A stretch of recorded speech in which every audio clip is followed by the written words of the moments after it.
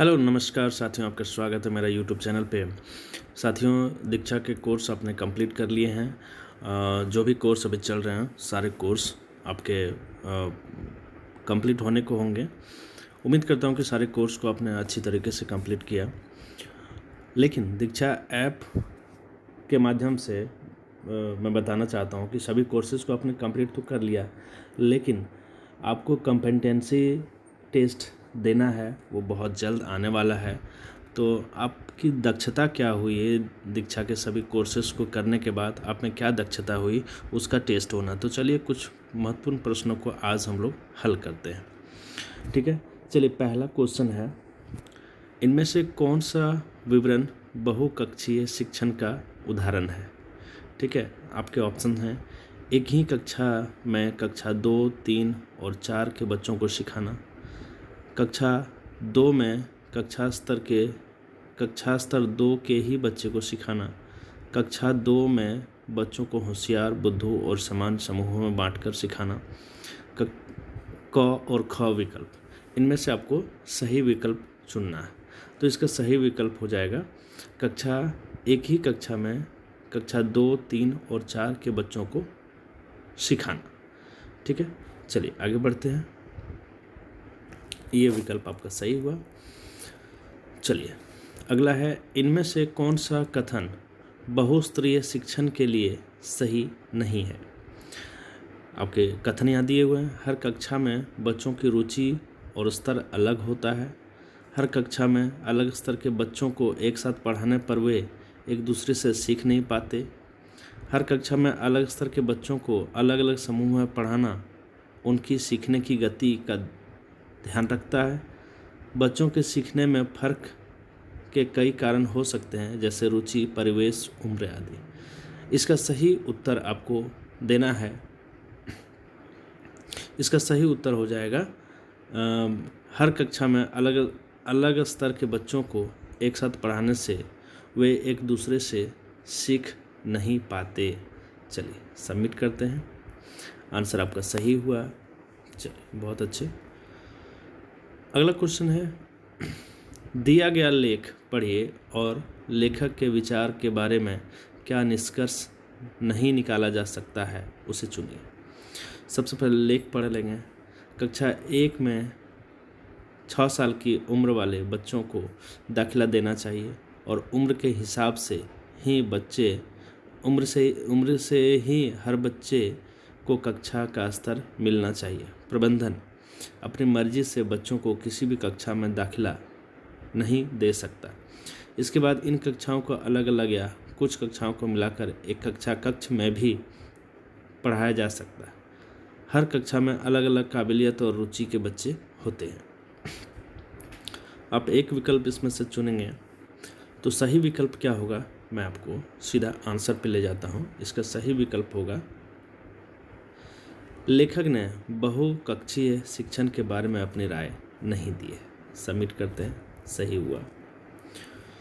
Number 4, बहुत important question, परंपरागत कक्षा व्यवस्था के बारे में क्या कहा जा सकता है। आप एक से अधिक विकल्प इसमें चुन सकते हैं। ठीक है, तो परंपरागत कक्षा व्यवस्था के बारे में जो बातें कही जा सकती हैं वो है आपका 2 नंबर, बच्चों की गति के हिसाब से गतिविधि चुनने के अवसर मिलते हैं। चलिए आंसर आपका सही हुआ। आगे बढ़ते हैं। नेट थोड़ी स्लो है।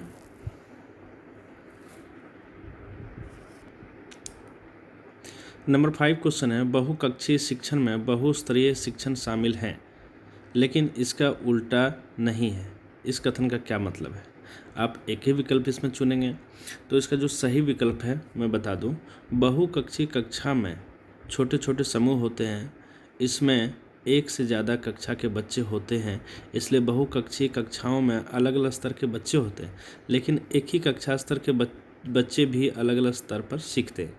इसलिए बहुकक्षीय कक्षा में बहुस्तरीय बच्चे होंगे, लेकिन बहुस्तरीय कक्षा में बहुकक्षाएं शामिल हो यह जरूरी नहीं है। तो 2 नंबर सही इसका आंसर होगा।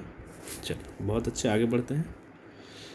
नंबर 6, यहाँ कुछ बातें दी गई हैं, ये क्या बताते ये क्या बनाते समय ध्यान में रखने चाहिए?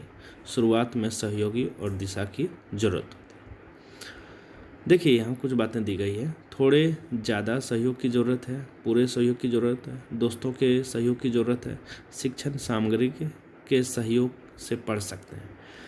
तो इसका विकल्प जो है इसमें से आपको चुनना है कि ये जो बातें बताई गई है कौन सी हैं। उपसमूह बनाने में, कक्षाएं बनाने में, स्कूल में दाखिला देने में या सभी में। तो इसका सही आंसर हो जाएगा उपसमूह बनाने में। देखिए सही आंसर हुआ। अगला, आपके हिसाब से इनमें से क्या बच्चों और शिक्षक के बीच श्रेष्ठता सूचक यानी स्टेटस सिंबल नहीं है? आप एक ही विकल्प चुन सकते हैं। इसमें से देखेंगे जो सही विकल्प है उसको मैं आंसर करता हूँ। ये 2 नंबर इसका सही आंसर है। समूह का नाम बच्चों की रजामंदी से रखना। देखिए सही आंसर हो गया। अगला, गतिविधियों को चुनने के लिए इनमें से क्या एक जरूरी आधार नहीं है? ठीक है, तो गतिविधियों को चुनने के लिए कौन सा जरूरी आधार नहीं है? तो इसके आधार को हम लोग देखते हैं। स्कूल की प्रकृति, स्कूल की प्रकृति जो है वो गतिविधियों को चुनने में सही आधार नहीं है। सबमिट करते हैं सही आंसर। नंबर 9, शिक्षण सहायक सामग्री को बनाने या चुनने के बारे में कौन सा तथ्य गलत है? ठीक है, तो सीधा हम लोग तथ्य पे जानते हैं। तथ्य जो है इसका ये उम्र के अनुसार ना हो। चलिए सही आंसर हो गया। 10वां, एक शिक्षक की डायरी पढ़कर आप उन्हें क्या सुझाव देंगे? सबसे सटीक विकल्प चुनिए। 3 बच्चे गिनती नहीं कर पा रहे हैं, उन्हें साथ में पढ़ाना होगा, उन्हें बाकी समूहों से अलग रखना होगा ताकि वो ध्यान से गिनना सीखें। बाकी बच्चे जमा घटा सीखेंगे। इस तरह ये 3 बच्चे हमेशा अलग समूह में ही सीखेंगे। इसका सही विकल्प जो होगा वो होगा 3 नंबर।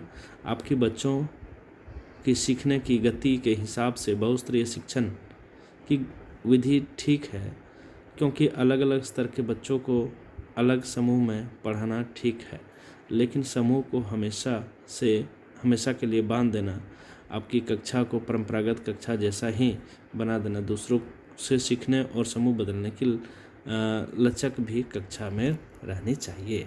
चलिए सबमिट करते हैं। यह आंसर आपका सही हुआ। चलिए और कुछ प्रश्नों को हम लोग देख लेते हैं, आपके लिए काफ़ी इंपॉर्टेंट होगा कॉम्पिटेंसी टेस्ट के लिए। चलिए देखते हैं।